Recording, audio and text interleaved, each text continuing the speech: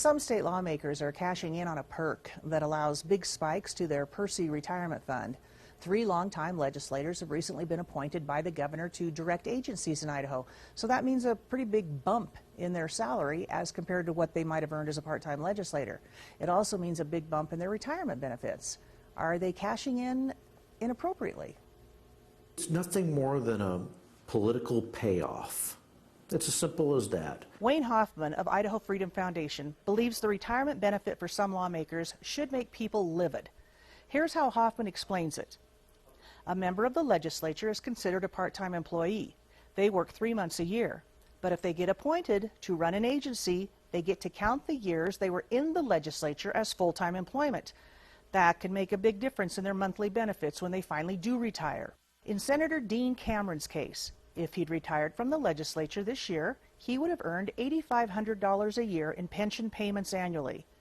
That's based on his 3 months a year. But now that he's been appointed by the governor, director of the Department of Insurance, if he serves 42 months in that position, his pension payments jump up to $55,000 a year because he counts all those legislative part-time years as full-time. He is elected appointed, so the legislator gets credit for all the months served, regardless of how many hours he actually worked. And also, because he is a lawmaker, he is exempted from the split calculation. And there's the perk. That's why lawmakers can get such a huge retirement bump. And Cameron isn't the only one. The reason this is such a big issue this year is other lawmakers have been appointed by Otter to high-paying state posts. They include former Senate Pro Tem Bob Geddes of Soda Springs. He is now the State Tax Commission Director. And Senator John Tippett of Montpelier.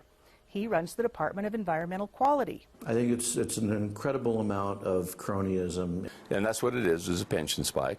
Former legislator Dennis Lake thinks this is just wrong. Legislators put this benefit in place for themselves a number of years ago. That's what's wrong with it.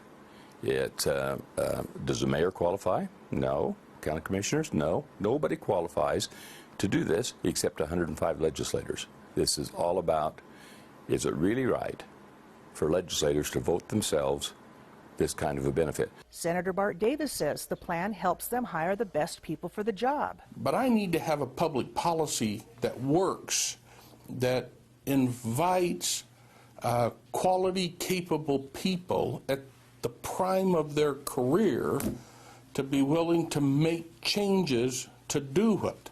Otherwise, what you're left with is a selection pool that are still good people, but they don't bring some of the experience that other candidates might be able to bring.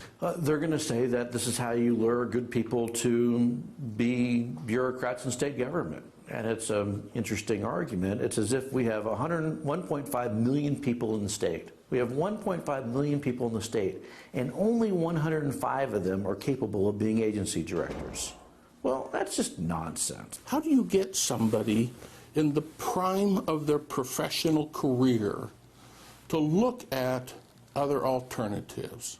And that's the governor's argument. I got to pick the best people, and the best people just happen to be those that have served on the germane committees, that have been oversight for the agency, and that have dealt with the political and administrative realities of those agencies. Former Representative Lake has no argument with the appointments. It's just the way the retirement benefits are determined for the lawmakers.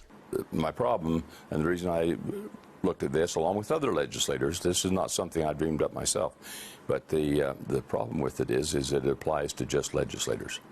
And it's a benefit that they voted for themselves a number of years ago. Very few legislators have been in a position to take advantage of it.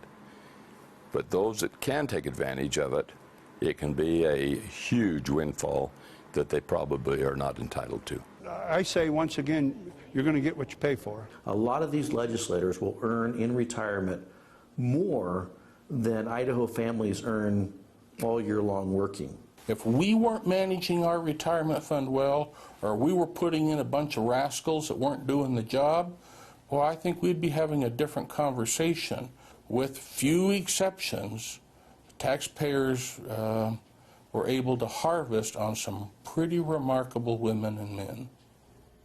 Now, opponents of the benefit plan say the law should be changed so that the legislators in the pension plans would be treated just like everyone else. And a bill to do that passed the House in the last legislative session, but ultimately just faded away.